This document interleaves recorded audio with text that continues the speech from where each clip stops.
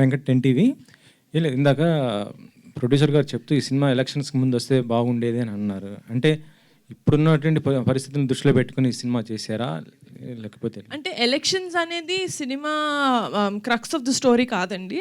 It's just a part of it. ఎలా అయితే మనం ఒక 30 సంవత్సరాల్లో అన్నీ మన లైఫ్లో ఎలా అయితే ఉంటాయో, చిన్నప్పుడు ఆడే క్రికెట్ దగ్గర నుంచి మనం కొట్లో తీసుకునే చాక్లెట్ వరకు ఆ ఊరు పంచాయతీ ఉంటుంది, లేకపోతే ఆ ఊరు రాజకీయాలు ఉంటాయి. ఆ రాజకీయాలతో పాటు మనకి ఎలాగ అదర్ థింగ్స్ కూడా లైఫ్లో ఇన్వాల్వ్ అయి ఉంటాయో first 30 years of our life ఒక ఊరు అలాంటి ఊర్లో పెరిగితే కనుక. సో అలాంటి ఆస్పెక్ట్స్ ఉన్నాయి, కానీ ఇట్స్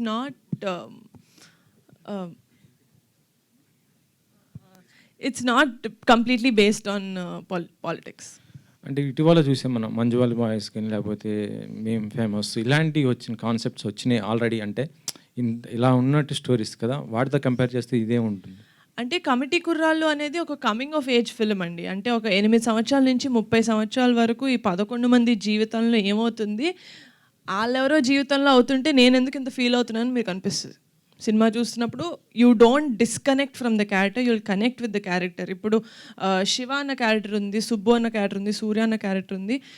ఈయనకి సుబ్బు హీరోలా కనిపించవచ్చు, సో ఎండ్ వరకు ఆయన సుబ్బుతో కనెక్ట్ అవుతారు. మీకు శివ అనిపించవచ్చు, మీకు సూర్య అనిపించవచ్చు. సో అలాగా ఒక అమ్మాయిలాగా నేనే ఒక బాయ్ క్యారెక్టర్ ఒక 2-3 క్యారెక్టర్స్ కనెక్ట్ అయ్యి నా ఫ్రెండ్స్ గ్రూప్లో this is how I am అనిపించింది. కాబట్టి I think the connectivity is very much there ఈ సినిమాలో. డైరెక్టర్ మెగా డాటర్స్ అంటే నిన్న చూస్తుంటే నేను సుష్మిత గారు కూడా సినిమా వెబ్ సిరీస్కి ప్రొడ్యూసర్ చేశారు. ఇప్పుడు మీరు ఇద్దరు ప్రొడ్యూసర్ ఇటే ప్రొడక్షన్ వైపే ఉన్నారు, కానీ ఆన్ సినిమాకి ఏం రావట్లేదు ఇంత. ఒకటి తమిళ సినిమా ఆల్రెడీ ఇంకొక సాంగ్ బ్యాలెన్స్ ఉందండి, అది చేస్తే సినిమా రిలీజ్ అవుతుంది. వాట్ ద ఫిష్ పోస్టర్ మొన్నే నా బర్త్డేకి రిలీజ్ అయింది. అంతా ఇన్ ప్రొడక్షన్ ఉన్నాయి. యా, ఇంకో క్వశ్చన్ మేడం, అంటే ఇటీవల సోషల్ మీడియాలో బాగా హల్చల్ చేస్తున్న ఒక విషయం ఏంటంటే అది మెగా ఫ్యామిలీలో ఒక హీరో అల్లు అర్జున్ కానీ అన్ఫాలో అయ్యారు. అంటే యాక్చువల్లీ మీరు అందరూ కలిసే ఉంటారు, మెగా ఫ్యామిలీ ఇటు అల్లు అర్జున్ గారు కలిసి ఎప్పుడు ఉండేది. ఇటీవల జరిగినట్టు నువ్వు ఎలక్షన్స్ ఈ టైంలో కొంత డిస్టర్బ్ అయిన పరిస్థితిలో ఆయన అన్ఫాలో చేశారు.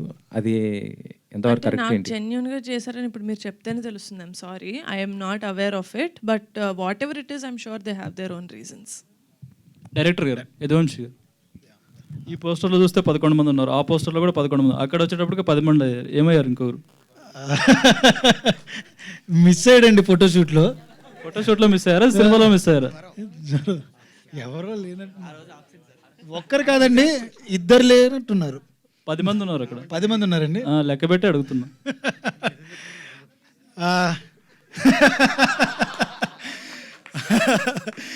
అంటే సినిమాలో ఇప్పుడు పాస్ మధ్యలో ఇదవుతుంటారు కదా, అలా ఏమన్నా అయ్యారా ఏంటని? అయ్యేం లేదండి.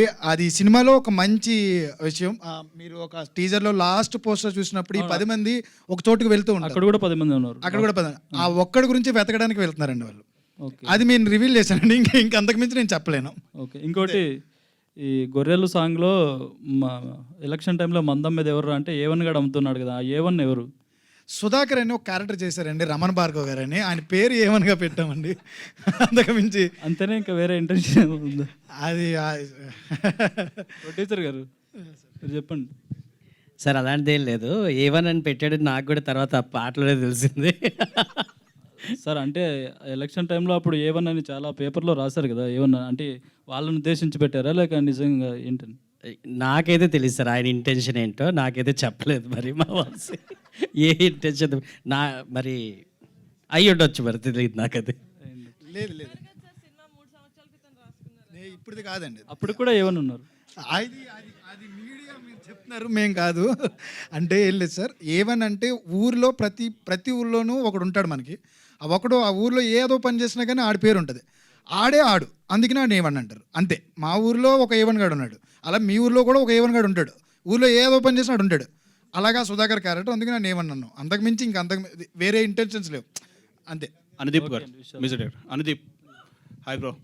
Hello sir. కంగ్రాట్స్, సూపర్గా ఉన్నాయి సాంగ్స్. అంటే మీరు హనుమాన్కి ముందే కమిట్ అయ్యి ఉన్నారు, మ్యూజిక్ హిట్టింగ్స్ అయితే జరిగాయి అన్నారు. అవును సార్. సో అప్పుడే చేశారా ఈ గొర్రెలు అనే సాంగ్ ట్యూన్? అప్పుడే కట్టారా, లేదు అంటే తర్వాత చేశారా? ఆల్మోస్ట్ ఒక 10 పాటలు ఉన్నాయి సార్. అది చేసిన లాస్ట్ పాట గొర్రెల పాట సార్. ఈ గొర్రెల పాట వలన అంటే రీసెంట్లీ ఆంధ్రప్రదేశ్లో గవర్నమెంట్ చేంజ్ అయింది, పొలిటికల్లీ కొంచెం అవేర్నెస్ వచ్చింది. అక్కడ ఎలక్షన్ క్యాంపెయిన్లో ఆల్మోస్ట్ ఆల్ రూరల్ ఏరియాల్లో అన్ని పాట బాగా ప్రచారంలోకి వెళ్ళింది. చుట్టుపక్కల ఉన్న అంటే బెంగళూరు, చెన్నై అక్కడ ఉన్న వాళ్ళందరూ ఓటేయడానికి వచ్చారు, వాళ్ళందరూ డిస్కస్ చేశారు, అందరిలోకి బాగా పాపులర్ అయింది. ఇది ముందే ఊహించారా ఇంత బాగా వెళ్తుందని? ఈ సాంగ్ నిజంగా ఊహించలేదు సాంగ్ సార్. వెనకాల లేదు ఇన్స్పిరేషన్ లేదు ఊహించలేదు సార్. ఈ సాంగ్ వెనకాల ఇన్స్పిరేషన్ ఏంటి? ఆయన రాసిన స్టోరీ సార్, ఆయన కథలోనే ఉంది అదంతా. సో కథలోనే పార్ట్ ఆఫ్ ఇది. సో దాన్ని మేము సాంగ్గా చేసాం అంతే sir. All the best. Yeah thank you Vamsi గారు, సరే మీ టైటిల్ కూడా బాగుంది. సో టైటిల్లో ఒక ఇది కనిపిస్తుంది. అవును సార్, అర్థమైంది సార్. ఆయన కొంచెం ఏదన్నా కాంట్రవర్సీ కూడా అవ్వచ్చు, ఊర్లో ప్రతి ఊర్లోనే ఉంటుంది అది. లేదు సార్, సినిమా చూసి మనకి ఊళ్ళల్లో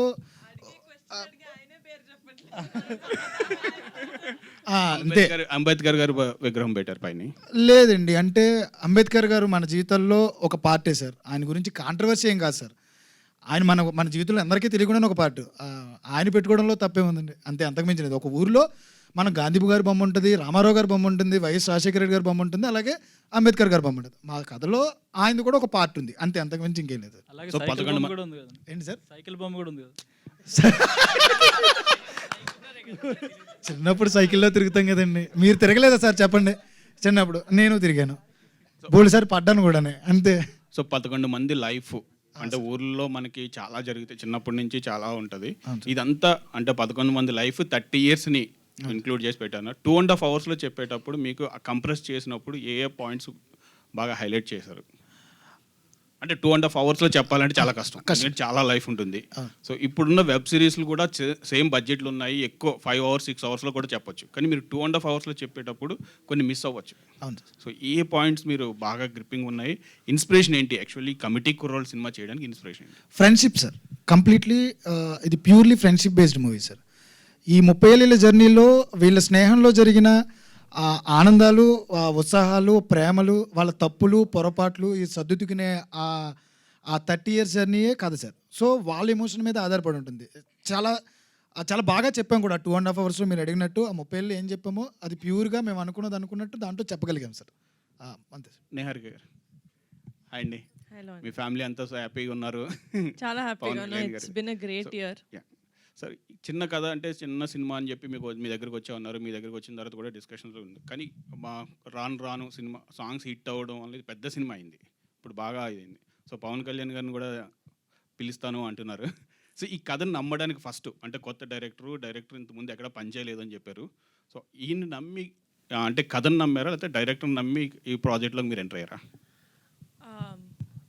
ఇద్దరిలో ఎవరైనా ఒక్కరిని నమ్మడం కుదరదండి. డైరెక్టర్ గారు చెప్పిన కథను నమ్మాను, అండ్ ఆయన విజన్ నాకు కనపడింది ఆయన ఇచ్చిన నరేషన్లో.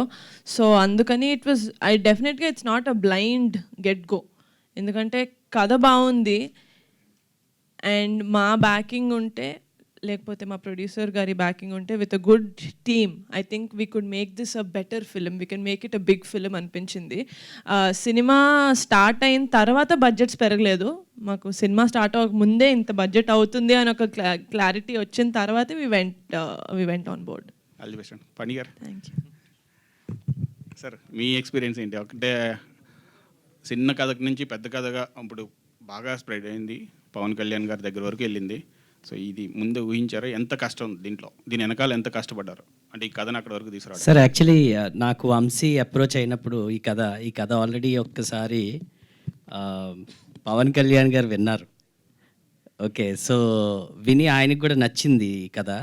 But because he's a very busy man at that time, పాలిటిక్స్లో ఎదిగాడు కాబట్టి ఏదో విధంగా నా అదృష్టం నా దగ్గరికి వచ్చి వంశీ కథ చెప్పగానే నాకు ఒక కైండ్ ఆఫ్ ఫీలింగ్, నా చైల్డ్హుడ్ నుంచి నేను నా జీవితంలో అనుభవించిన అన్నీ నాకు ఈ కథలో కలిగాయి. అంటే ఓ ఫ్రెండ్షిప్ ఎలా ఉంటుంది, ఫ్రెండ్స్ విడిపోతే ఎలా ఉంటుంది, ఆ ఫ్రెండ్స్ మళ్ళీ కలిసేటప్పుడు ఎలా ఉంటుంది, ఆ ఈగోస్ ఎలా ఉంటాయి, ఇవన్నీ మన ఊర్లో మన వీధిలో ఆ పెద్దలు ఎలా మనతో బిహేవ్ చేస్తారు, ఆ పెద్దల మధ్యన గొడవలు అయితే ఎలా ఉంటాయి. సో ఇవన్నీ బేసిక్ కనెక్ట్ ఏదైతే మన విలేజెస్లో మనం రెగ్యులర్గా చూస్తామో ఆ కనెక్ట్ అంతా ఈ కథలో ఉంది సార్. అండ్ బడ్జెట్ వంశీ అంటే యాజ్ ఎ డైరెక్టర్ నార్మల్గా ఏంటంటే అవుట్డోర్ బడ్జెట్ డబుల్ అవుద్ది. ఓకే, అది వాళ్ళకి తెలియదు. సో అవుట్డోర్ 90% అవుట్డోరే తీసాం కాబట్టి budget we were very clear. And then budget ప్లానింగ్లో కూడా whenever we had any issues we had